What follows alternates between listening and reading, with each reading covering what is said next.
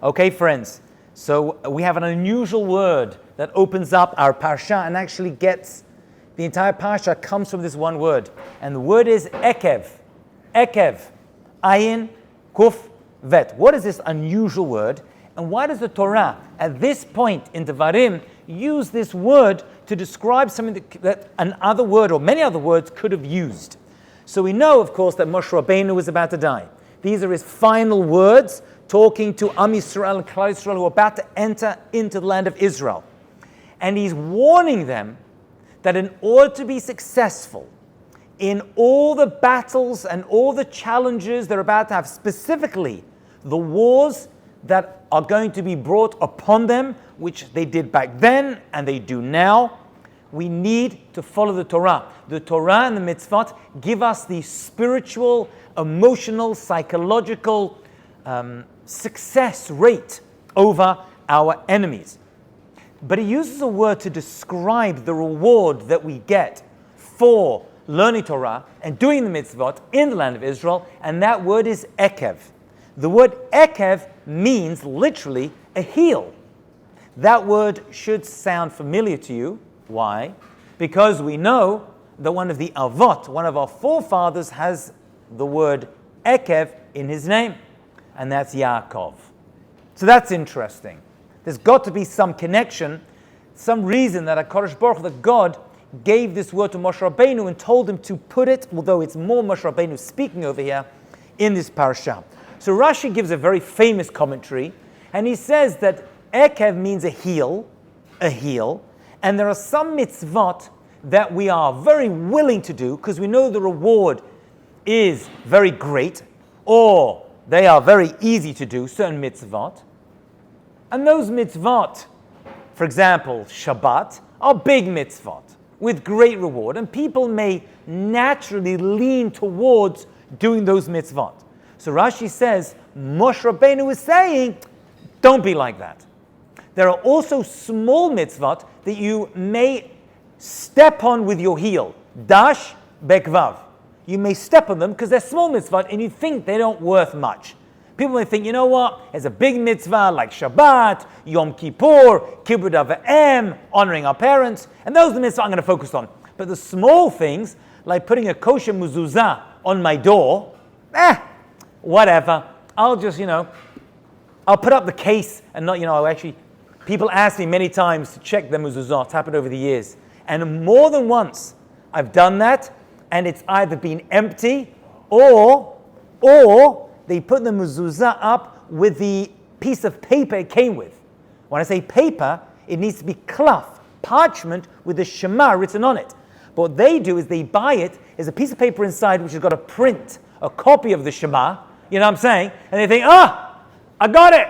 Wow, it came free with the case. This is a big mistake. They're not fulfilling the mitzvah of mezuzah.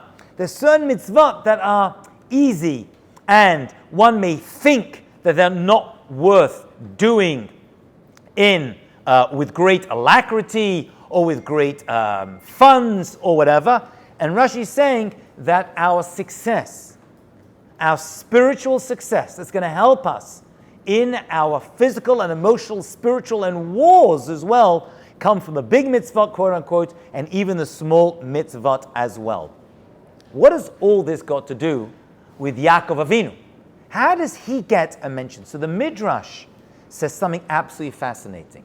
The Midrash tells us that the reason the word ekev appears in this parsha, which means heel, because the word ekev is a code word that the Rabbanim use, and it's a rabbinic expression.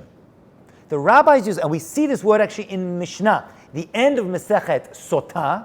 You'll see this word is mentioned in relation to Mashiach's arrival, to Mashiach coming. Why? Because if you look at the entire human body, it starts at the head. That's how history begins.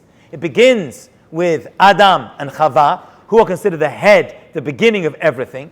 And then as you make your way through world history, you actually make your way through the body. So the end of days, if you think about it, is going to be the lowest part of the human body, which is the heel, the ekev. So ekev is a code word for right before Mashiach comes. In the expression of the Rabbanim, they call it Ikvesei de Mashiach. The Ekev, the heel of Mashiach. The heel, that's the expression they use. That's mamash found in the Mishnah. What a strange expression. The heels of Mashiach. So they usually translate it, if you look inside Rabbi Art Scroll, they usually translate it as the footsteps of Mashiach, right before Mashiach comes. But it's much deeper than that. I mean, why is that, by the way? Because before you see someone, you hear their footsteps coming from a distance. Or the footsteps of history. But it's much deeper. It means that right before Mashiach comes, you're going to see a certain generation that are like the heel of the foot. What is the heel of the foot? Not very sensitive, very insensitive, right? It's a very thick-skinned part of the body, right? Because it's in contact with the floor, and therefore it can withstand a lot. And it's not very sensitive. It does like to be tickled, but it's not very sensitive. So too, right before Mashiach comes, the generation will be like the heel, very insensitive, very thick, not very conducive to spirituality, covered over with a hard, thick skin, as it were. It's a description of the generation. Yakov Ainu, he's mentioned, if you will, on this part as well, because he is going to represent the final redemption. Why is that? Because if you think about it, Avraham Avinu was Shacharit, Yitzchak is Mincha, and Yaakov is Arvit, nighttime. What's nighttime represent? Darkness of exile, of galut. So let's put all this together. We have an idea. The right before Mashiach comes, we're going to be a world of darkness. Right? It's going to be dark and different. That's the galut, the exile we're in. Which of the avot represents this? Yaakov Avinu.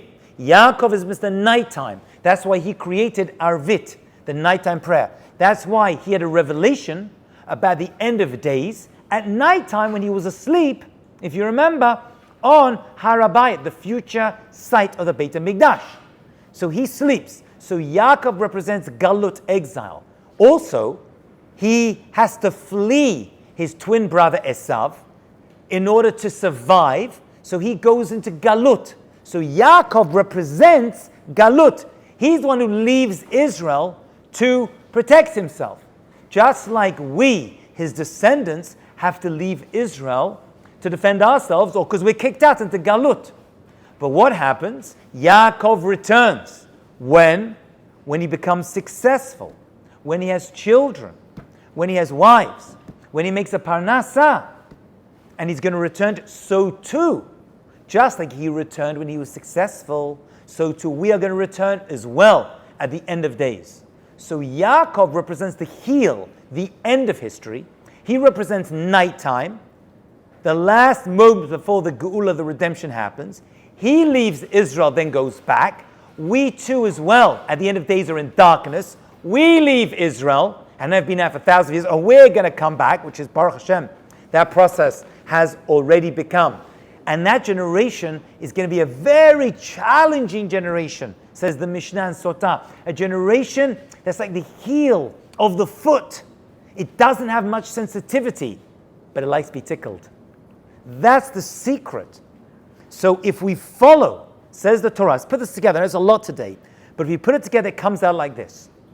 The Torah is telling us, at the end of days, at the ekev of history, if we follow et mishpatim ha'eleh, ushmartim v'asitmotam, we follow the laws, the mishpatim of the Torah, we will be saved from the wars that come, not just in the days of Moshe Rabbeinu and Yoshua, but at the end of days as well.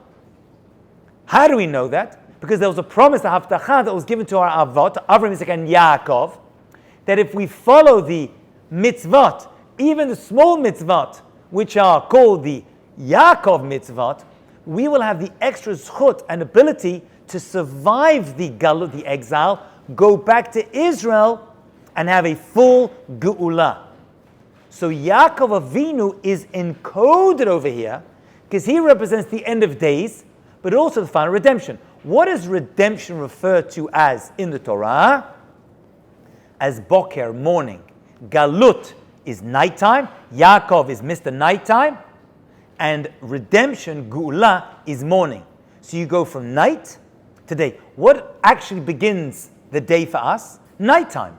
Right? When the sun goes down, it's nighttime, right? It's weird. The rest of the world, morning begins the day. No. We begin at nighttime. That's why Shabbat begins Friday night. Vayi Erev, Vayi Boker, right? Erev, then Boker. It's night and then morning. You have to go through the challenges of Galut in order to appreciate the Geula. That's the secret. From the beginning of creation, it was always that way. So we have to go through Yakov Ainu in order to get to the Geula, the redemption that comes the morning after.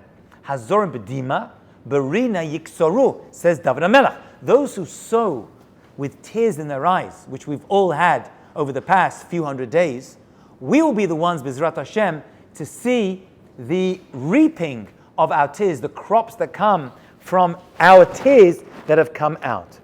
And so the Torah is putting all these ideas together. Look at the beauty. One word, Ekev, can mean so much. It means mitzvot that we dashpek vav, that we kind of like throw aside. No, small mitzvot, whether small to you or small to our people, are great in Hashem's eyes. Yakov Ainu is with us. We're in Galut, and Moshe Rabbeinu is telling us we're going to be in Galut, but there will be a redemption. It's a description of the challenges that come at the end of days. We're going to be very insensitive. Family, says the Mishnah, that follows the words, are going to fall and are going to be challenged with their children, with their marriages, Rahman Aslan, before Mashiach comes. A lot of challenges, physical, emotional, spiritual, will come to our people right before Mashiach's arrival. But the Torah is giving us a haftacha, a promise, that if we follow the mishpatim, even the ones that are ekev, we will have in our hearts a full redemption. That's the assurance that was given to Moshe Rabbeinu, that he gave to the Jewish people before they entered into the land itself. I want to mention something else over here, which is a very important part, which Moshe Rabbeinu goes out of his way to repeat. So Moshe Rabbeinu wants to teach us the importance of food. Food takes precedence in our lives, especially as Jewish people. I always point out, we have 6 fast days, but we have 80 feasting days. We have a lot of food in our lives. Now, for us, in the Midbar, food was actually not such a big deal. It came in the form of man, the man. What was the man? So the man was a miraculous food that fell every single night. It came onto the floor. It was covered with dew, D-E-W, not Jew, dew, D-E-W, underneath and above. And it came, says Rashi, like in a kufsa, in a box, kept fresh. And there was enough food per person for one day. Omer legul golet, says the Torah. An omer is an amount. How much is an omer? An omer is an amount that one person needs to survive every single day. It's actually not that much. We're probably overeating. An omer is not that much. So that's the amount that one person needs to survive. And it was one omer every single day, except Friday. Friday we had Mishnah Lechem, a double portion, because you're not allowed to leave your home to pick up man on Shabbat. So Hashem did us a favor, and He gave us a Lechem Mishnah. Mishnah means a doubling up. This is why, by the way, on Shabbat, we have a Lechem Mishnah on our Shabbat tables. We have 2 loaves on our Shabbat tables for this reason. And there's a halacha that you should, well, it's actually minhag, but that you should cover the challah under and on top with a board or something underneath and something on top. Why? Because the man came with a layer underneath and layer on top. So we're actually recreating and reproducing the way the man came all week. It's an amazing thing. Your Shabbat table actually represents it, which means your challah on Shabbat is man. It's man. Man 2024. Why else would HaKadosh Baruch Hu say 2 loaves of bread on your table, covered underneath and on top?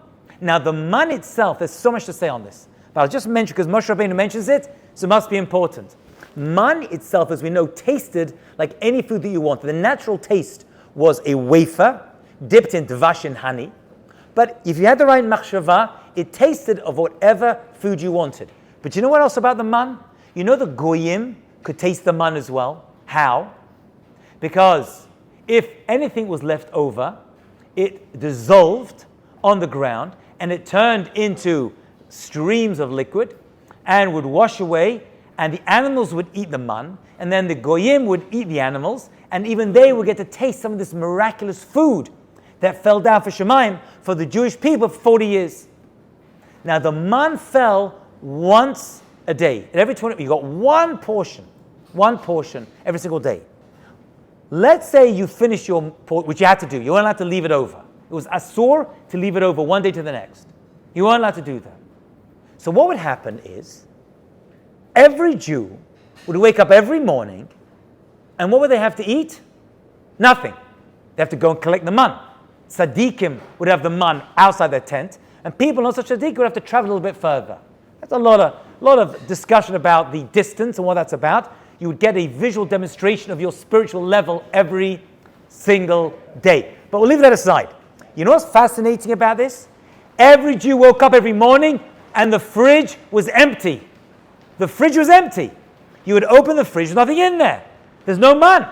You'd have to, every single night, you'd go to bed thinking, what am I going to eat tomorrow? And then you'd wake up in the morning, and there it was. Baruch Hashem. The man came down every day for 40 years. This, my friends, is called a lesson in emunah. We have ingrained inside us, at the most basic level, from our avot, from our great-grandparents, our great-great-grandparents, going back to the days of the midbar, of the desert, that when it comes to food and parnasah in general, we have emunah that you can go to bed with nothing, and in the morning, B'ezrat Hashem, Hashem will give you what you need. We were given a 40-year training course in emunah.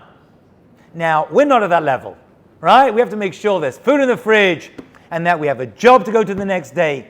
But there were many times in history where we didn't have that. There were many people who wanted to keep Shabbat, but if they kept Shabbat, they couldn't go to work and they lost their jobs. It was like that for a long time in many places, even here in America. Many people knew that on Friday they'd go to work and say, tomorrow I'm not going to be here. They're like, if you're not going to be here tomorrow, you're fired. And they'd have to find a job Sunday morning and start all over again. But they did it. And they survived it. Why? Because of the emunah that was downloaded into our spiritual genes in the midbar. We realized from that point onwards that HaKadosh Baruch Hu runs our parnasah. So although they're about to enter into Israel and start sowing seeds and reaping and planting and all the rest of the things that we're going to do for thousands of years and get jobs and find insurance policies in case we don't, all these things, Moshe Rabbeinu is saying, don't be fooled. You learned for 40 years that the real answer to all of our food and our clothing, which also grew with us, it's another discussion, and everything else that we had in the midbar, is really Kadosh Baruch Hu, and that teaches us that all future success comes from Hashem as well. And we get that reminder every Shabbat. When you look at that Lechem Mishnah, you're meant to think, oh, I'm not working today. It's Shabbat. I know. But look, we have Lechem Mishnah Friday night, Shabbat afternoon, Suda Shlishit, there's a Lechem Mishnah, and I think HaKadosh Baruch Hu runs the show. How do I show that? By not working on Shabbat. And by not working on Shabbat, you're saying, I have emunah that Sunday morning, I'm going to have a parnasah still. Hashem's going to take care of me. That, my friends, is the secret of the man. It's the secret of the Jewish people's emunah. And it's the secret of us seeing a representation of the man and the way it was wrapped up every single Shabbat in front of us. That is the way it appears to remind us, although you're not going to work on Shabbat, everything's going to be okay because Hashem created the world. He made us free. He took us out of Mitzrayim, and He's going to give us what we need in order to survive. So the secret of the man appears every single Shabbat, and it's a reminder for every day of the week. Have a great, successful day. Chazak HaBaruch.